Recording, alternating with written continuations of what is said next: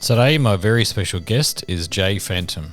Listen in as he talks a little bit about the use of social media. You have to show up on social media the same way you show up in real life. There is no difference. But what people do is they show up differently. They put on a face. They create a mask for the sake of followers. And that is the wrong way to live. That is an unhealthy way to live. And the reason why we have so many issues with mental health is that's one of the biggest reasons.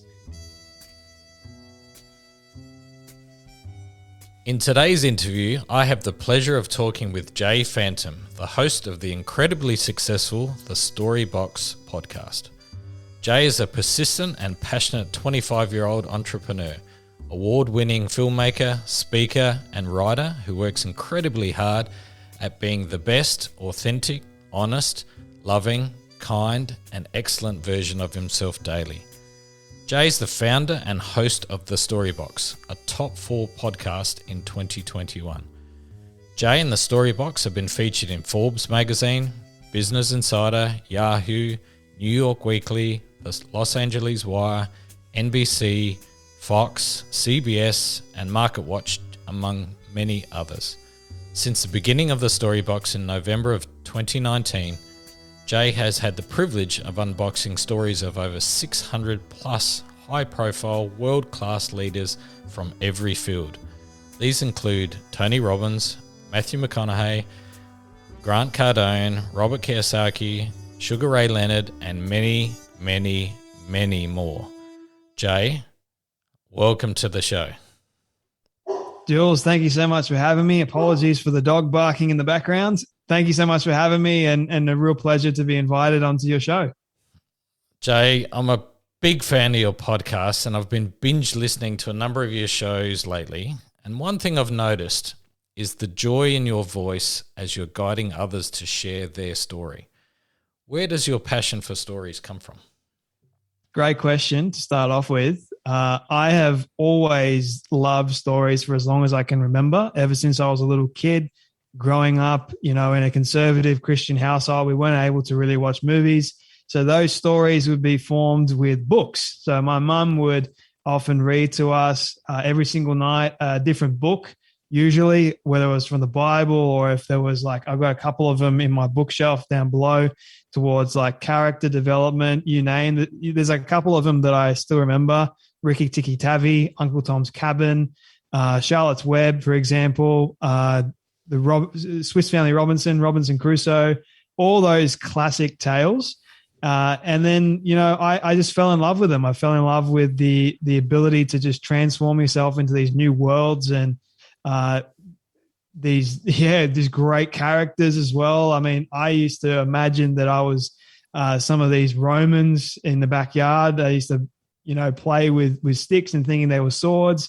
So I guess I had this vivid imagination from a young age, and I was always curious too. So I'd always never got on well with kids my own age. I'd always go to adults and ask them random and weird and wild questions and wanted to hear them speak. I didn't like doing most of the talking. I love listening. And that's part of, I think, enjoying stories is being able to listen to them. And then also towards my high school or even primary school life, I just absorbed so much books. The information in books were timeless wisdom and knowledge, and I just loved it, man. So the passion for stories it hasn't left me ever since. I'm still quite young at the moment, and I still love stories just as much as I did when I was a kid. It hasn't changed over a period of time. In fact, I've gotten even more in love with stories now, and doing what I do now, it's just ever more present. And yeah, man, I'm truly, truly amazed and blessed to be able to listen to so many different people's stories. And every single person is unique, and there's no one story that is the same. We've all been on a different journey. We've all got a story to share. I've got a story. You've got a story, Jules, and everyone's got one. So that's my love is being able to use others' stories to help others too, and say, look, let's come together and let's listen to them and see what can happen. Whatever you're struggling with, if I'm struggling, then the way we can go about healing that is through sharing stories. So that's really how I fell in love with stories, if that answers your question. Yeah, no, absolutely. And I've just got this vivid image of you sort of sitting around a campfire or sitting sort of at the feet of your grandparents, or, just sitting there listening to people tell their stories. So, Jay, you're 25, yet your bio reads like you must have been busy since you're a toddler. Very, very impressive for somebody your age. So well done. Who or what have been the influences in your life that's inspired you to, this drive in you to get things done? Obviously, firstly, my parents. So my mum and dad, they're both extremely hard workers, but I grew up in a household where, sort of like lower middle class, like the very bottom of that. So life in the Fantom household wasn't exactly easy early on. So I had to watch my parents, struggle to provide and put food on the table. My dad had to work 2 jobs just to put food on the table and to give us the essentials, but we never went really without much. We always were given everything that we needed, which I appreciated and I loved. But I saw the drive, I saw the tenacity that they had, but also my grandfather. And I take after him so much so that he was a business-minded individual. He loved stories just as much as I did. He would research like there was no tomorrow. Like he would just absorb all this information, whether it was from books, whether it was from courses. He did a 12-month managerial course he did a 3-year managerial course in 12 months. It gave him a heart attack, but he did it. And it was like around my age.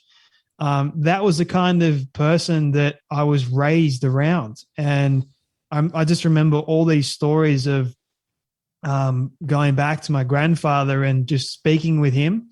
And he gave me so much profound wisdom, advice, and knowledge. I mean, one particular time I was quite young, but I still remember this.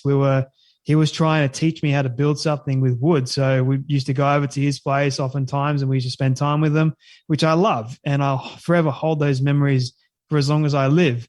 But this one particular time, he was trying to help me form the ability to build something with wood. Sadly, I was not given that gift.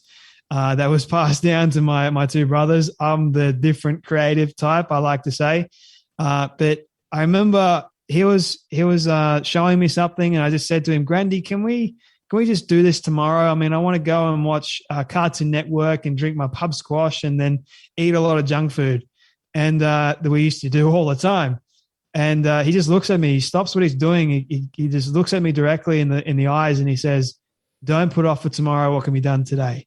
He said, "If you're going to continue to have this attitude of I'm going to do it tomorrow, then you're just forming the basis of laziness and you're never going to get anything done." He said, "Lazy people are the ones that continue to procrastinate." And I was like, damn, okay. And I didn't want to upset my grandy.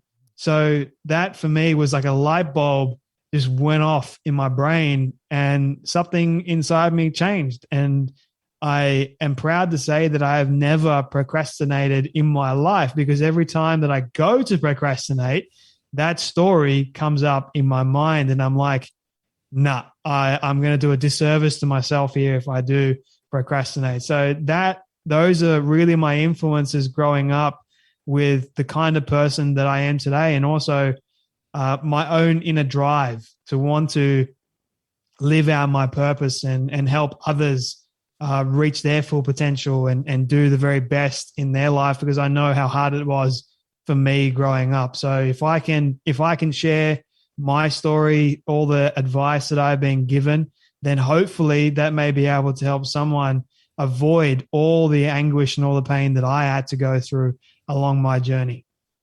Is your grandfather still with us?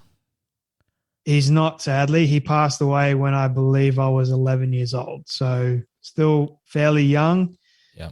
But yeah, I wish that he was still alive to this day. What an incredible influence and incredible gift he's given you, though, because clearly it's, put a fire in your belly and made you, the person that you are. It's incredible that just even that one sentence. I don't know if you told it to you many times over the years, or whether it was literally just one sentence that he uttered to you in that particular moment. But what a profound influence, and I'm sure he's looking over you, and very, very proud of what you're doing today. So, your podcast mission, and I'm quoting from your website here, is to help anyone listening to realize their worth and reach their greatest potential in life. Is that what led you, is this experience with your grandfather what led you to start this podcast? Not quite. I mean, it's part of it, but I wouldn't say that it was the catalyst for me to actually start it. I mean, I originally started the Storybox back in 2018. Actually, it was a very different design model, and I had no idea what I was doing. And it was just basically me and a friend sitting down talking about movies, because I had this amazing love, still do actually, and desire to want to, create movies and then review movies so that people might be able to, I was that individual that would go to a cinema and I just talk throughout it. I'd be the annoying one that did that, or even at home, I would sit and pick it to pieces. And so I wanted to do that in sort of like a talkative way, because it'd be easier instead of like writing things down on social media, which was what I was doing. So I thought, I listen to podcasts. It looks easy, so why not give it a go? And didn't know that it was actually really time consuming. It was a lot of work, and you had to be committed to it. And it fell flat on its face within 5 episodes, and then I just went about my life normally. So I worked in after school care and did that for a period of time. My life was just sort of like coasting. I didn't really have much direction in my life, had no idea what my purpose was. If you would have asked me back then what it was, I'd be like, yeah, it was to be a filmmaker. That was the main sort of drive and purpose for me. But when that didn't happen, I was like, well, now what? Now who am I? What am I going to do with the rest of my life? So I had no idea about that. And I was just, once again, coasting through my life, and got into a relationship that I thought was going to be for the rest of my life. And I was very much committed to that. In January of 2019, I'm just fast tracking a little bit here, we had to put down our dog of 11 years. And that was the year that I like to call the year of sinking. The year of not feeling like I was able to get to the surface for fresh air. I was just in this state of confusion in my life. I hated living, as sad as that is for me to say. And I was just utterly miserable. And I had started a new job in real estate, and I was being abused in the job. I didn't know what I was doing. But around halfway through of me being in that job, losing my dog, losing the relationship that I had cherished and I had put all my worth and my identity into, that I thought was my identity and worth, when that all ended, I ended too. Like I just completely uprooted myself from anything that I thought was normal. And I just, like, halfway through the year, I got to the point where I was like, enough is enough. I'm tired of everything that's going on. And as hard as it is for me to mention, but I will mention it for the sake of hopefully someone hears this and gets inspired or is helped by it, that I planned on ending my life, and I attempted it. And it's an amazing story of how I was saved from that. But what I will say is that I got to the point where I thought that I wasn't worth living, that I attempted to take my own life. And that was ultimately selfish of me. And that's what it is. Suicide is a selfish act, because you're leaving behind your friends, your family, to deal with the fact that you're gone. And you may be out of pain here on earth, but your family isn't. They've still got to live with the fact. And that's a pretty traumatic thing to actually live with. So I kept quiet about that. I didn't open up to anyone, didn't tell my mom, didn't tell any of my family members. I just kept it all inside and went about my life. And then around the same time, I had a friend of mine message me on social media because I had started doing like these movie reviews to try and get some sort of normalcy in my life. And he DMs me and he goes, podcast, question mark. And I was like, yeah, I'd been thinking about it, all that sort of stuff. And then at the same time, I also tried getting my film career off the ground. I was lost, man. I was like, this story may like be all over the place, but that's the way it was. It was, my life was just all over the place, really. I had, no direction. So, fast forward to around, I think August, around this time in 2019, that I decided things weren't working out too well in real estate. So I decided to leave that with no job prospects really outside of that. I had a great big debt on my shoulders that I had to honor. And so financially wasn't a great decision. And then at the same time, the business that I had started with my friend in terms of film, that also collapsed as well. So now I'm sort of in this limbo process of what do I do? And then that was when I had the wild idea of maybe starting up the Storybox 2.0. Didn't know, once again, what it was going to be, and I wasn't going to be committed to it unless I had that vision and that mission, because I knew if I had that, then I wouldn't like let up on it. So anyway, I remember being in this job interview for a top recruitment company in Sydney, and the perks were wild, man. And I knew that I would have done a fantastic job at that, and I would have become very, very successful in the corporate field. And I just remember being in this interview with the CEO of the entire company. He asked me this one question. He goes, "Why do you want to work here?" And I answered him immediately, and I said, "I want to help people." And as I didn't realize in that very moment to the extent of what that meant until I went home that afternoon, until I got down on my knees and I asked God to show me what he wanted in my life. And he did, not long after, which was the basis of the mission for the Storybox, helping others realize their full potential. Because what I realized was, it was like this light bulb went off and a new one was put in its place.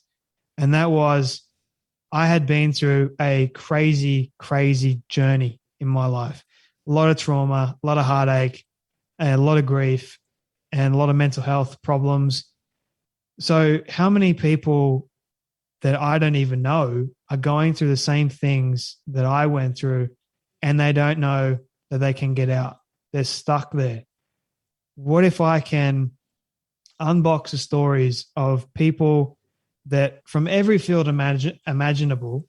What if I could share their story in a way that is different to that's been told before? What if I can do that?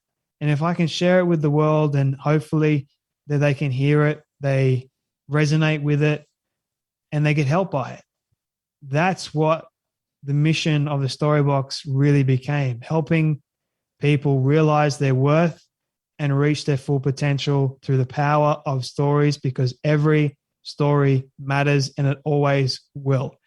So I started it in November of 2019. No idea what I was doing at all, friends and family. And it's just been this amazing roller coaster ride of ups and downs. And I'm just, once again, truly blessed to be able to do what I do today. Jay, that's an incredible story. Thank you for sharing it. Thanks for going so deep into that story too. I think you're absolutely right. I think sharing your story and sharing other people's stories is how we survive as a culture, as a society. For thousands of years we've told stories, and it's how we've passed on knowledge, but it's also how we learn. It's how we grow. It's how we adapt. I'm on a similar journey from a storytelling perspective, where I believe that telling good stories, or continuing to tell your story and sort of the craft of that, helps in more than one way, whether it's at a personal level, an emotional level, at a psychological level, at a business level.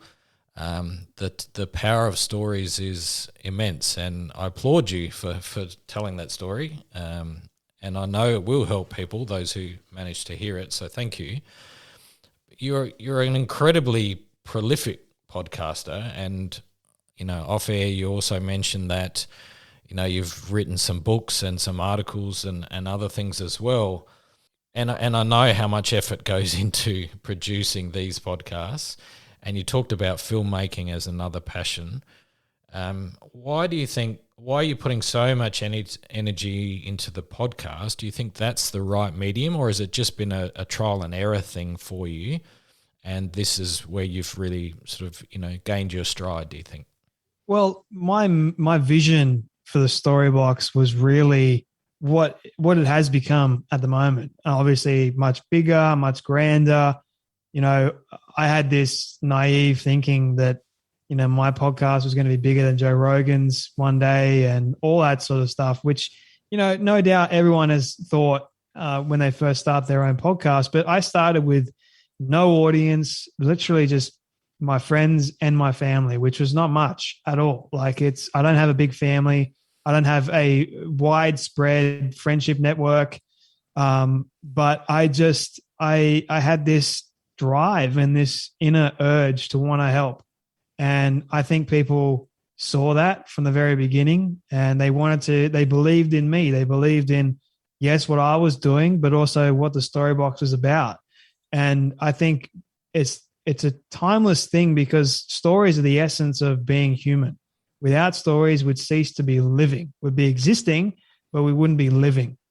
And that's what I think people love, is having this ability to share their story on a safe place where they're not going to feel like they're judged. They're not going to be asked all these stupid questions that are out there to get them, or they're going to be twisted like usually the media does. They're real, sincere, and honest questions that I'm curious about as a person. And I just want to bring value not only to their story, but also to the people that are listening. That's really my heart's desire. I don't go out there every single day and try and tear people down, because I don't believe that is the right way to go about life. But to answer your question more specifically, I love what I do. That's the honest answer. I love it, and I wouldn't change anything for the world. Whether or not this is the right the right platform, the right way to do it, as opposed to other ones, it's what's working at the moment. It's what I believe that I have been blessed with this space in time. And I don't know if it's going to change over the years, but until I get confirmation that it does change, or my life takes on a completely new direction, which I'm also excited about, I will continue to do the Storybox for as long as it's humanly possible. And as long as I'm still alive and I'm still passionate about what I do and sharing stories, I'll just continue to share stories. And that's really it, to be honest. It's one thing to put out a heap of content as you do. It's another thing entirely to build an audience around that. What do you think you do different to others that maybe haven't had the cut through? What are you doing that's drawing people in? Well, it's really about community. And once again, just being vulnerable enough and courageous enough to share those inner demons that you have struggled with. And what we don't understand, because oftentimes we think that it's too personal to share. We don't want our kind of like our dirty laundry out in the open. But I don't mind. Now, I'm not ashamed of any of the things that I have done or I have been through, because it forms part of who I am. And I think that people want that permission. They want that sincereness, because they're missing it all over life. Like social media or the media and even our education system has conditioned a lot of people to hide and shy away from sharing their truth. And I think that what I don't really know, so to speak, of what I do specifically differently. But what I know is that I have that desire to help people through my vulnerable side. And I think people are craving that. And I've heard a lot of other people tell me that that's what I do differently. And they've said that I do it well. And I hope that I do it well. Like that's really what I desire that's how I help. And if I stop helping, then I stop living in my purpose. And then I become stuck. And I don't want to be stuck. I like to say that I am the eagle. I wasn't designed or made for the ground. I was designed for the air, to soar. And that's what I will continue to do in my life, is soar above the clouds. And when I'm faced with difficult obstacles in my life, I will just push through it. Do you think that social media has played a part in amplifying this need to put on a brave face?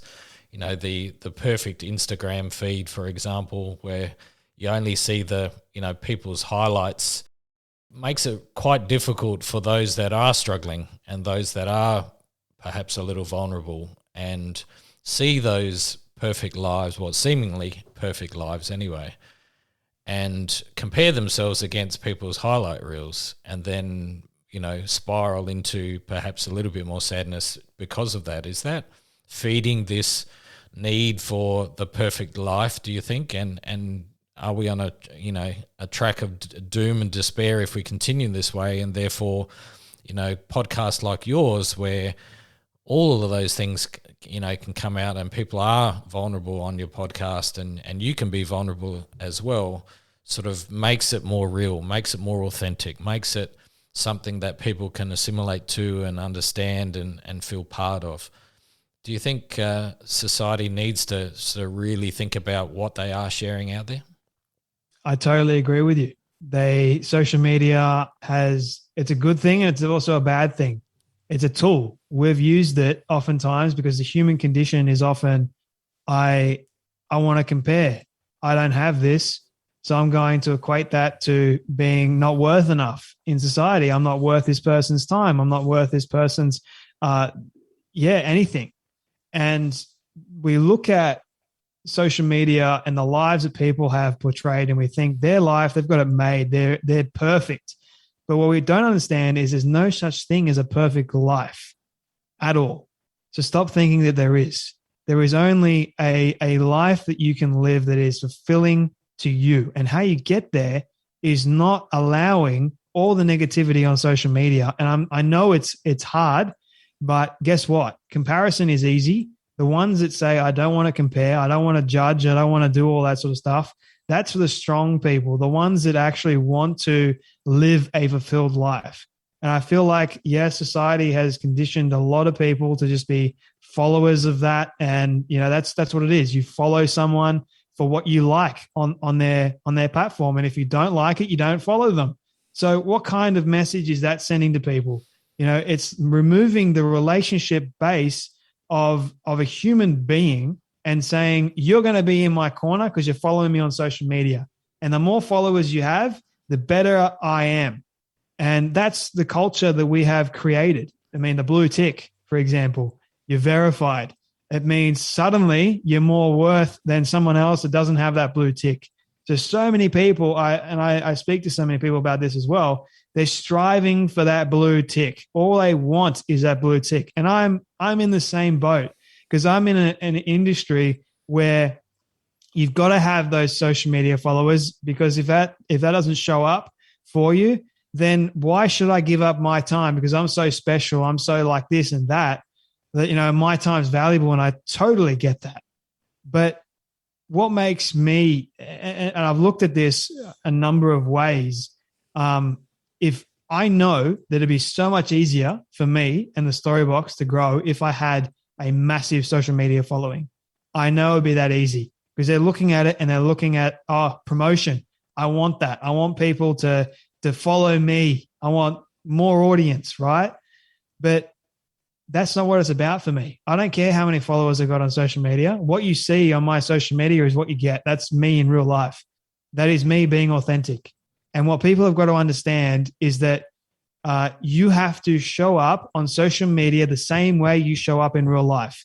There is no difference. But what people do is they show up differently. They put on a face. They create a mask for the sake of followers. And that is the wrong way to live. That is an unhealthy way to live. And the reason why we have so many issues with mental health is that's one of the biggest reasons. Social media was an exciting thing for a lot of people, but now it's just gone down the drain because a lot of people have used it the wrong way. So yes, I definitely agree that social media it's a plague. I'm not totally against it. I'm against how people use it. But yeah, hopefully that answered your question. Absolutely.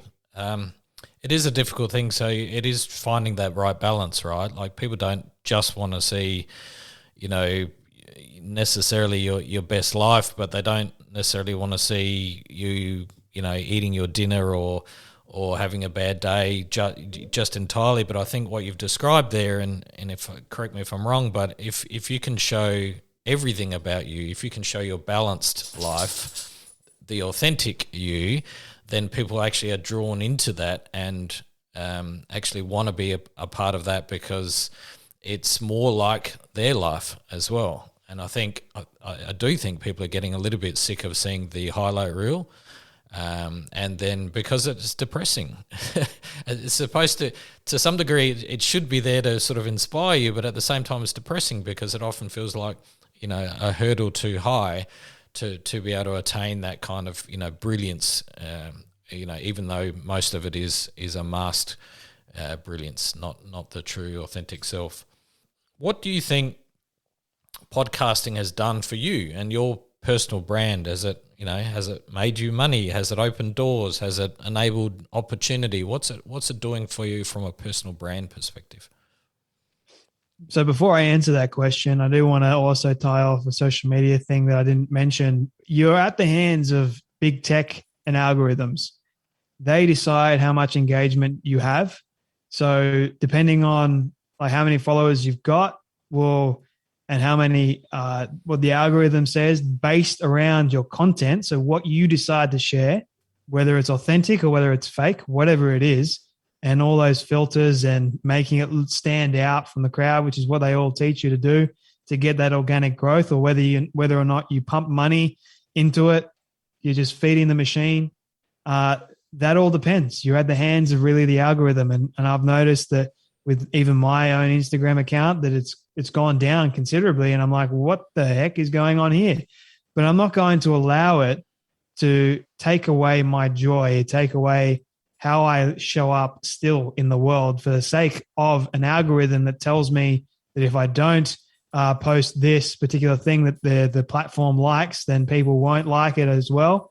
I'm not based around how many likes I get. I don't really care. Doesn't matter. As long as I am showing up in the best authentic version of myself and I'm being wise with what I am posting as well, I'm very careful about that while obviously being true to me, then I honestly believe that I will be okay. I'll live a life that I want to live and I won't be at the service of the beast, so to speak. But to answer your question, I don't look at it as a monetary kind of thing. It's more about the opportunities that it's opened up for me. Opportunities to speak with people that I never thought I'd be able to speak to remotely when I was growing up. People that I have idolized, or I shouldn't say idolized, the ones that I have known about and the ones that have changed my life. Authors such as Mitch Albom, who I had the opportunity to speak to the other day. I mean, people like that, being able to have access to them and ask them questions. Sure, I'm not perfect. Sure, I stuff up and make mistakes, but that's part of being human. That is part of living this journey and go along for the ride, because you're going to get either a number of things. You can get opportunities, you can get money, you can get all these areas that can come about with just an idea. But for me, It's not about fame. It's not about notoriety. It's not about me building my own personal brand, although that's what a lot of people have told me to do. It's just about Jay Fantom is Jay Fantom. Look at his life and what he has done. He's a regular guy from Sydney, Australia, who tries his very best to help people. That's the truth. And when I wrote that bio, I meant every word, because that's the truth of who I am. And I make mistakes, but like I was saying, it's part of being a human. And don't ever be afraid of that either. Live it, embrace it, because the failure is going to make you better. It's going to make you stronger. And it's going to, once again, give you the wind beneath your wings so you can soar in your life. Jay, make sure you keep being you, mate, because you're an inspiration. You're doing a fantastic job. You're wise beyond your years. And I do feel that authenticity. I'm drawn into it. I'll be a fan of yours for life. So keep up what you're doing, because you're an awesome version of you. So whatever you're doing, it's working. I have to ask though, how do you manage to get such big names to say yes to appearing on your podcast? Here's the $1 million question, isn't it? It is. Everyone is curious about this, and I have no doubt. I understand why they're curious, especially the ones that are, just starting out. I mean, it seems like this grand thing. I want them to. And to be honest with you, I didn't want them to start off with. Like, I was just like, no way. I don't even have an audience. I got nothing. So no way are they going to even say yes to me. They didn't stop me from asking. I kept on asking. And a lot of the people that you see on my show today are actually the ones that said no to me from the very beginning. And that is fine, because I understand that their time is valuable. They have a lot of things going on. There's a lot of podcasting, unfortunately, but fortunately as well, is a heavily saturated industry. There's like thousands of podcasts being introduced every single day. And depending on the time that you get in, depending on your audience level, all that stuff dictates whether or not you're going to be quite successful and whether or not these guests are going to want to be on your show. But I had to build up to these people. I had to obviously be smart about it, but there's no really one way that I can give to your audience or even you, Jules, and say, this is going to no doubt work for you, because it worked for me. So what's to say that it won't work for you too? But I built up on it. It was a process. And secondly, it was being persistent, not giving up and saying, look, if you say no to me now, what's to say that you're going to say no to me 6 months down the track? And there's still a lot of people that haven't said yes to me, by the way. And for whatever reason that is, that's still okay. I'm going to continue building the show as much as I possibly can. Now I am in the stage where I'm being pitched, whereas before I was pitching out a lot. And I still do a lot of pitching myself, but nowadays I do have those relationships, which is key, by the way, keeping those relationships going. But it's not about, hey, what can I take from you? It's how can I serve you? There's a difference of mindset there. So, and I think a lot of my guests saw that, and I can't really speak to them, but for me, I just wanted to help them. And going back to the authenticity aspect, they didn't feel like I was there to do them harm or do their brand harm, do any of their work harm. They saw that there was this young guy that was interested in their story, wanted to unbox it. There was the interesting twist there. They liked the idea of unboxing because it hasn't really been done before, and asking them questions that never really been asked before. So that was really, I guess, how it all just kept on going. And one person led to another person and another person. And then I was once again blessed enough to get, those big names that you read out in the introduction. So hopefully that helped answer your question in a roundabout way. No, it does. Thank you. I've had a really good time chatting with you today, Jay, and I have a final question that I like to ask everybody, as you do. It's a little bit different. If somebody gave you $1 million to pick your brain, but you only had a few minutes to impart your knowledge or your wisdom, what might that sound like? And you can go anywhere with this. So they gave me $1 million to impart my wisdom to them. Yes, but you only had a few minutes. What might you say? Well, firstly, I give them back the $1 million and say, I'm not going to take your money for imparting knowledge and wisdom that is no doubt going to help you, because that would be not being true to me, because it's never been about money for me. But secondly, I would say a number of things. Firstly, number one, God is real. He saved my life on a number of occasions. He has given me the best story ever to share. I owe him nothing, and he owes me everything. So believe that. Secondly, I will say be persistent to remain consistent are the things that you want, because persistence really is the key to living, one of the keys, I believe, to living a healthy, happy, joyful, and if you want to use the word, successful life, one that is fulfilling for you. And thirdly, I will say be kind and generous. I mean, imagine the kind of world that we would live in if everyone just stopped with their pride, with their ego, and took themselves down from their own pedestals for a second and just said, I believe in you too. Here is just being kind to one another. We live in a world where there is so much injustice, so much unkind people. There is a lot of hate going on. But I really believe if we can choose, and it is ultimately a choice, to number one, love, number two, be kind, and number three, forgive. We need to arrive at the place of forgiveness daily to show up in this world in a positive way, because we've got enough negativity already. Why add more? I mean, everyone's got that choice, right? I have it, you have it, but I choose every single day because I want to be an effective and a positive leader, one that leads people the right way, one that shows them that you can overcome difficult challenges, one that can show them the best life possible. And I like to call my life is the path of an eagle. You can achieve great things if you only first believe that you can, because guess what? Believing is half the battle. Jay, I think that's the best response to that question I've ever had on this podcast, as few as there have been. Thank you for that. Thank you for being you.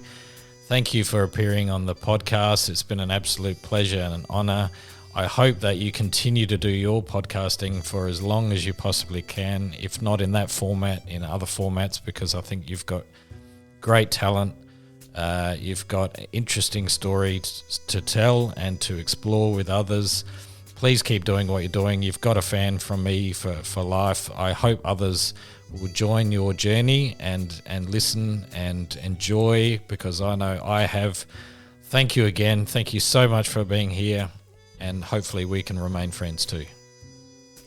Definitely, my friend. Thank you so much for waiting as well, and thank you for being persistent and following up. Not many people do, so appreciate you waiting for me to, and it was worth it, man. Like, I hope you felt like it was worth your time as well, and thank you for giving me this chance to share my story. Appreciate you, man. You bet. Thanks, bud. I can't tell you how much I enjoyed that interview with Jay Fantom. He's an absolute pleasure to talk to. He's an inspiration. He's wise well beyond his years, and he continues to grow every single day. And I love what he does. Check him out on the Storybox podcast, where you get your favorite podcasts. It's well worth your time. They're great interviews. I can't wait to bring you the next episode. Much love. Chat soon.